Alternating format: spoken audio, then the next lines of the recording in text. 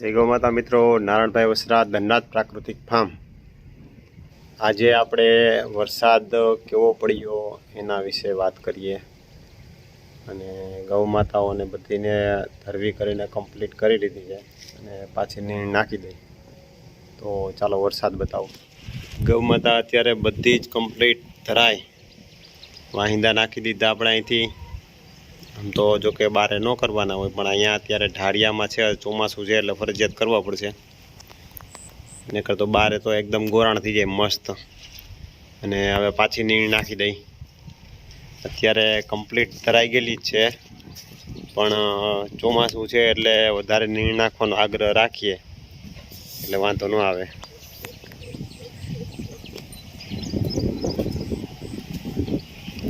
અત્યારે કમ્પ્લીટ ધરાઈને બાણ થઈ ગઈ છે અને હવે પાછી નીણ નાખી દઈ. સોનલ આવી જો જો જો સીધું આવીને માથું મારે ખંજવારો હારું. ભદ્ર આવી ગયો, રુદ્ર આવી ગયો. બધા અત્યારે ધરાય કમ્પ્લીટ થઈને છે. પાછી નીણ નાખી દઈ. આજે વરસાદ એવો પડ્યો કે ખેતરમાં પાણી ભરાઈ ગયા. આ તમે જોઈ શકતા હશો. એટલે રાત્રિ દરમિયાન હતો ખરી, પણ એટલો બધો નહોતો, પણ સવારે વહેલી સવારે બહુ આવ્યો. એટલે પાણી નીકળે પણ છે ને ઉપરવાસથી પાણી આવે પણ એટલું છે. એના કારણે થઈને પાણી ભર્યું છે. હવે માંડવીને કાલે કપોળા દેખાતા હતા, આજે તો વરસાદના પાછા બધા ઓલા થઈ ગયા છે. હવે 2-4 દિવસમાં જોવાનું શું થાય. અને મગફળીને આમ તો જનરલી વાંધો ન આવે, પણ પછી અતિની ગતિ ન થાય. અત્યારે બધા જ કમ્પ્લીટ ધરાય અને હાઈ ક્લાસની મસ્તીમાં ઊભા છે. અને પાછી હમણાં નીણ નાખી દઈ, જેથી કરીને ધરાઈ રહીએ, પછી ઉપાધિ નહીં.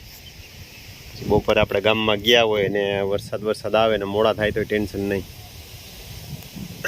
પવનના કારણે ઝાડ બધા હચબચાવી નાખ્યા છે.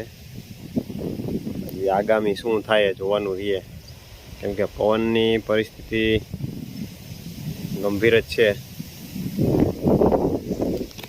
આ એક લીમડાને તો અહીંયા હલાવી નાખ્યો સ્થળમાંથી, પરબારો સીધો આવે એટલે.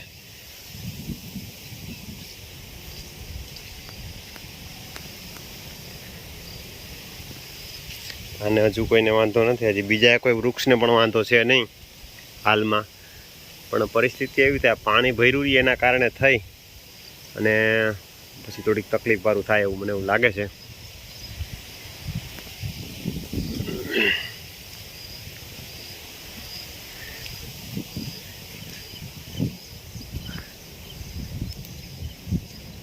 અને રાત્રિ દરમિયાન આ ગેટ ખુલ્લો જ હતો આપણો. સવારે વહેલું સાફ સફાઈ કરી અને ક્લિયર કરી નાખેલું છે. હજી વારવાનું બાકી છે. બચ્ચા અહીંયા આ બાજુ છે.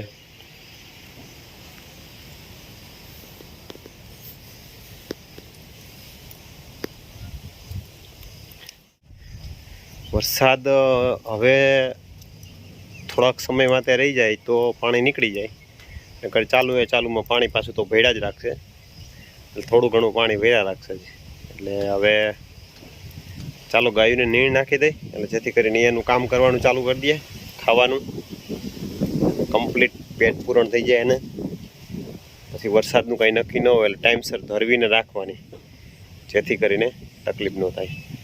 ચાલો નીણ નાખી. કુટી મશીનથી નીણ કાપીને નાખવાના ફાયદા એક તો ચારાની બચત થાય. બીજા નંબરમાં જે વેસ્ટ ચારો જાય એ એકદમ સીધો ખાતરમાં જઈને કમ્પોસ્ટ થઈ જાય. ખાતર આપણે છાણિયું ખાતર જે બહાર નાખીએ એમાં ભેજની સાથે એકદમ કમ્પોસ્ટ થઈ જાય. તો ચાલો ગેટ ખોલીએ અને બધી જ ગૌ માતાઓને આવવા દે, એટલે જેથી કરીને વહેલા ધરાઈ દઈએ.